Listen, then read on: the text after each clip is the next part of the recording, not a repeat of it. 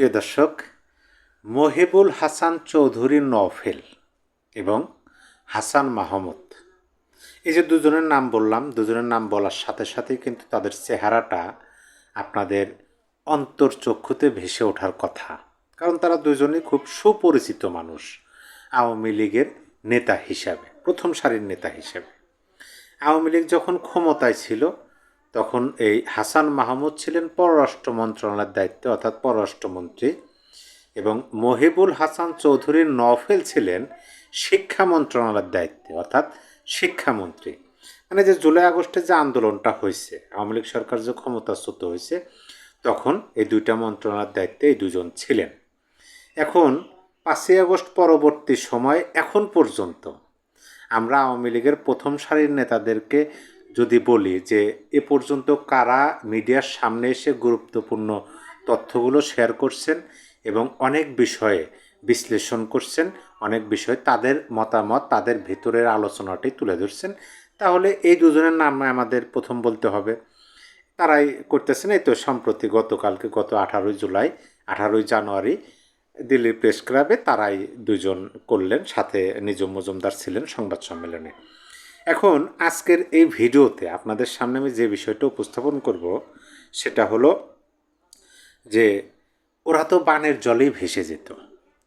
নওফেলের বিশেষ সাক্ষাৎকারে তারা একটা গোষ্ঠী বলেন বা রাজনৈতিক দল বলেন বা যাই বলেন না কেন, তিনি বিশেষ একটা সতর্কতাও বলতে পারেন, এটা পরামর্শ বলতে পারেন, আবার হুঁশিয়ারিও বলতে পারেন, এরকম ধরনের তথ্য দিচ্ছেন। যার কারণে আমি দেখলাম সেই বিষয়গুলো আপনাদের সাথে শেয়ার করা অতীব জরুরি, দলমত নির্বিশেষে সবারই শোনা জরুরি। আমি আলোচনাটি শুরু করব তার আগে আপনাদের কাছে অনুরোধ, যারা এখনও সাবস্ক্রাইব করেননি সাবস্ক্রাইব করে নিতে পারেন। দেখেন, আমি প্রথমে দুজনের যে বক্তব্য, আমি হাসান মাহমুদের বক্তব্য এবং নওফেলের বক্তব্য দুটোই বলবো, কিন্তু দুজনের বক্তব্য একেবারে মানে পারস্পরিক সম্পর্ক আছে। দুজনের বক্তব্যের মাঝে আপনি সংযোগ খুঁজে পাবেন। দেখেন, এরা তো বড় মাপের নেতা, তাই না? একটা বিশাল বড় প্রাচীনতম রাজনৈতিক দলের যখন নেতৃত্ব দেন, তারা যে প্রেক্ষাপটে যে কোনোভাবে যে প্রশ্নের উত্তর দেন না কেন, তাদের দেখবেন যে একে অপরের সাথে তাদের বক্তব্যর মিল খুঁজে পাওয়া যায়। মানে একেবারে যে অসামঞ্জস্য হয় সেরকম না, সামঞ্জস্যতা থাকে।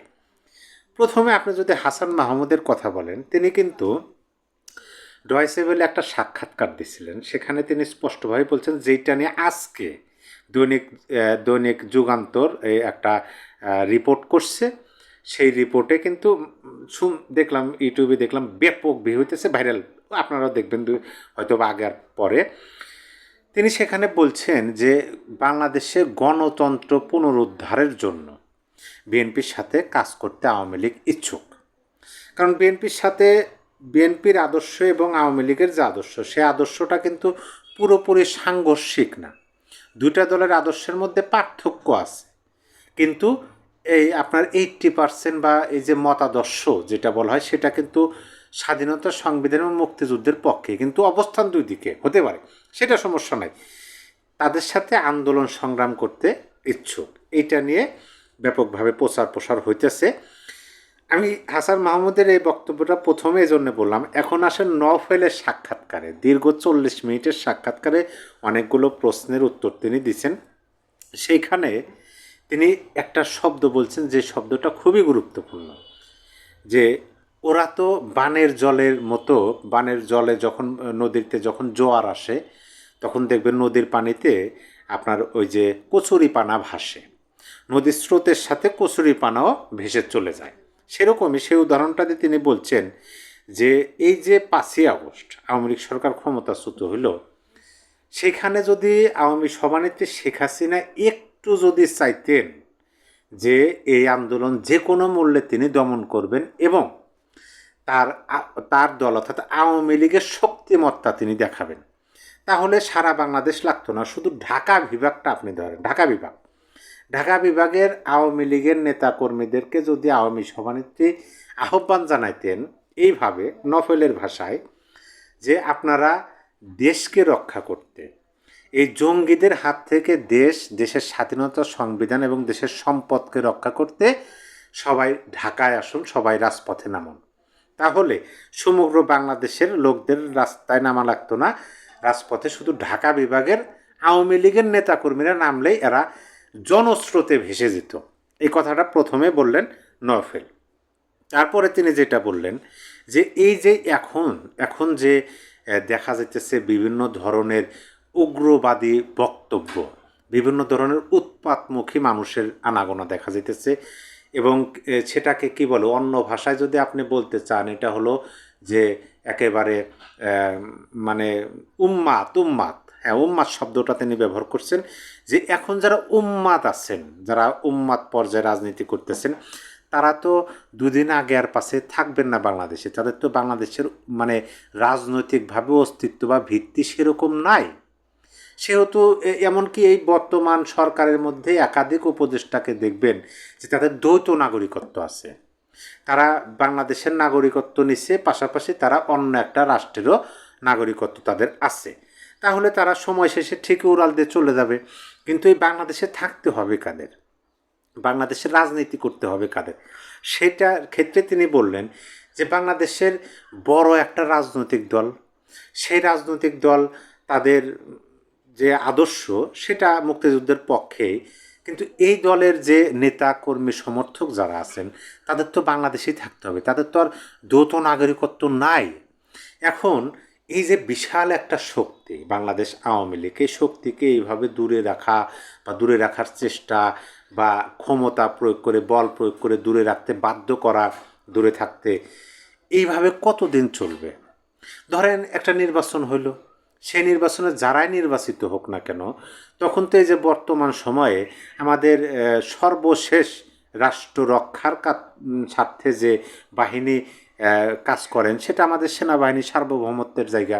তারা তো নির্বাচিত সরকারের যখন আসবে তখন তো তারা এইভাবে দেশে আসবে না, তারা তো চলে যাবে, তারা তো তাদের ক্যান্টনমেন্টে চলে যাবে, ব্যারাকে ফেরত যাবে। তাদের যে কাজ বহিঃশত্রু থেকে দেশকে রক্ষা করার জন্য, সেইটা করবে।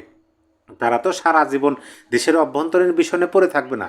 একটা নির্বাচিত সরকার আসলে সেই সরকার যখন ক্ষমতা বুঝে নেবে তারা তাদের মতো চলে যাবে। এখন তারপরে হয়তো তাদেরকে আবার রাজপথে নামার জন্য বলা হলে তারা নামবে কিনা এটারও সন্দেহ আছে, কারণ তারা একবার নেমে যেরকম প্রশ্নের সম্মুখীন, যেরকম অভিযোগ আসতেছে তাদের প্রতি, তারা তো স্বাচ্ছন্দ্যের সাথে আর আসতে চাইবে না। আর যখন সেনাবাহিনী থাকবে না মাঠে, তখন এই যে বিশাল একটা শক্তি আওয়ামী লীগ, এই আওয়ামী লীগকে তো কোনোভাবেই আপনি তো তখন আর দাবি রাখতে পারবেন না। তারা আসবে, রাজনীতি করবে, তাদের রাজনৈতিক কর্মকাণ্ড করবে, তখন তখন কিভাবে সামলাবেন? দেশের জনগণ এদেরকে আবার সহযোগিতা করবে। গত 17-18 মাসে কিন্তু এটা স্পষ্ট হয়ে গেছে যে দেশের মানুষ আওয়ামী লীগ যদি এখন রাজপথে নামে আওয়ামী লীগকে সমর্থন জানাবে। নভেল এই জায়গাটাই বললেন, সেই ক্ষেত্রে অবশ্যই যে বা যারাই ক্ষমতায় যাওয়ার জন্য ইচ্ছুক বা যারাই ক্ষমতায় যাওয়ার জন্য মানে একটা যাদের ক্ষমতায় যাওয়ার একটা দেখা যাইতেছে, একটা সম্ভাবনা দেখা যাইতেছে, তাদেরকে অবশ্যই সমঝোতায় আসতে হবে। সমঝোতা শব্দটা বলেন, সমঝোতায় আসতে হবে। অন্যথায় আপনারা যদি সমঝোতায় না এসে সেই রকমই একটা শাসন ব্যবস্থা তো করতে চান, তখন কিন্তু হয়তো সময়ের ব্যবধান 1 মাস, 2 মাস, 6 মাস যখন সেনাবাহিনী বেরাকে ফিরে যাবে, তখন তো আর আপনি তাদেরকে দাবি রাখতে পারবেন না। তখন যাই কিছু হোক সকল দায় আপনাদের ঘাড়ে গিয়ে পড়বে, এবং আপনারা যে কাজগুলো করছেন বিগত দিনে আওয়ামী লীগের নেতাকর্মী সমর্থকদের বিষয়, তিনি আর একটা কথা বলছেন, নওফেলের তো আসন হচ্ছে চট্টগ্রাম, সেখানে বলছেন যে নওফেলের বাড়ি 2বার ভাঙা হয়েছে। এমনকি যারা ওইখানে আওয়ামী লীগের নেতা বা কর্মী আছেন বা সমর্থক আছেন তাদের উপর যে আক্রমণ হয়েছে, সেখান থেকে অনেকাংশে সেভ করার জন্য জামাতে ইসলামের নেতাকর্মীরা তৎপর দেখাইছে যে না, কী দরকার আর বাড়ি ভাঙা, কী দরকার অমুক নেতাকে আক্রমণ করার। এইখানে নভেল সাহেব বললেন যে যাদের সাথে আমাদের আদর্শের মিল নাই, দীর্ঘদিন ধরে যাদের বিরুদ্ধে আমাদের অবস্থান, যাদেরকে আমরা রাজনৈতিকভাবে পরাজিত করার জন্য রাজনৈতিক মাঠে কাজ করছি, তারা যখন এরকম ব্যবহার দেখাইতেছে, এটা কিন্তু গুঞ্জন আছে যে ওইখানে জামাত ইসলামের নেতারা এরকম একটা বাধা দিছে। তো আপনারা যে এই যে এইরকম কাজ করতেছেন, এইভাবে কাজ করলে আপনারা যদি ক্ষমতায় যান, তাহলে আপনাদের পাহারা দেওয়ার জন্য তো সেনাবাহিনী থাকবে না, তখন কি করবেন? সেজন্য আর এইটা অবশ্যই ওই রাজনৈতিক দল, যেহেতু বড় রাজনৈতিক দল এবং তারা বাংলাদেশে দীর্ঘদিন ধরে রাজনীতি করতেছেন, বাংলাদেশের স্বাধীন হওয়ার বয়স এই 53-54 বছর যদি আপনি ভাগ করেন, তাহলে বেশিরভাগ সময় তারাই রাষ্ট্র পরিচালনা করছেন, ওদের মানে অনেক সময় রাষ্ট্র পরিচালনা করছেন। তারা খুব ভালোভাবেই জানেন যে এই দেশে রাজনীতিতে টিকে থাকতে হলে কি করতে হয়, কার সাথে সমঝোতায় বসতে হয়। তারা হয়তো সেরকম ভাবতেছে, কিন্তু নওফেলের পক্ষ থেকে যখন এই ধরনের বক্তব্য আমি শুনলাম, পরামর্শ বলেন, হুঁশিয়ারি বলেন, বা কি বলে যে একটু সাবধান করে দেওয়া বলেন, যেটাই বলেন না কেন, আমি মানে সত্যিকার অর্থে নওফেল সাহেবের প্রতিটা বক্তব্য আমি অবাক হই। তিনি যেভাবে বক্তব্য দেন, যেভাবে কথা বলেন, প্রকৃত এডুকেটেড, প্রকৃত শিক্ষিত মানুষ এবং যোগ্য মানুষ। তিনি এই কথাটা বললেন যে তিনি আগের ট্রামে ছিলেন হচ্ছে প্রতিমন্ত্রীর দায়িত্বে, তারপর 24-এর নির্বাচনে 6 মাস, নির্বাচনের পরে যে 6 মাস তিনি মন্ত্রীর দায়িত্ব পেয়েছিলেন, সেইখানে বর্তমান সরকার অর্থাৎ নভেল যে সিগনেচারগুলো করছে, সেই সিগনেচারগুলোর যে একটাও অবৈধ না, সেখানে যে কোনো তিনি এই সরকার যে ফাঁক ফোকর খুঁজে পানায়, সেইটা এই সরকারই প্রমাণ করছে। এখন পর্যন্ত তারা কিন্তু কোনো অনিয়ম দুর্নীতি তার বিরুদ্ধে বের করতে পারে না। এমনকি শেখ হাসিনার কথা বলছেন, শেখ হাসিনার প্রতিটা সিগনেচার বৈধ ছিল সাংবিধানিকভাবে। সেই সিগনেচারও যে কোনো নিজের স্বার্থে ব্যবহার করে তিনি একটা নথি পাশ করে দিচ্ছেন, সেরকম প্রমাণও এরা আনতে পারে। অন্যদিকে তারা অভিযোগ করতেছে। এই যে বিষয়গুলো, এই বিষয়গুলো শুনে আমার কাছে প্রথমে মনে হলো যে এই বিষয়গুলো আপনাদের সামনে আলোচনা করা দরকার, জানানো দরকার। আর ঘটনাটাও আমার কাছে সত্য বলে মনে হলো।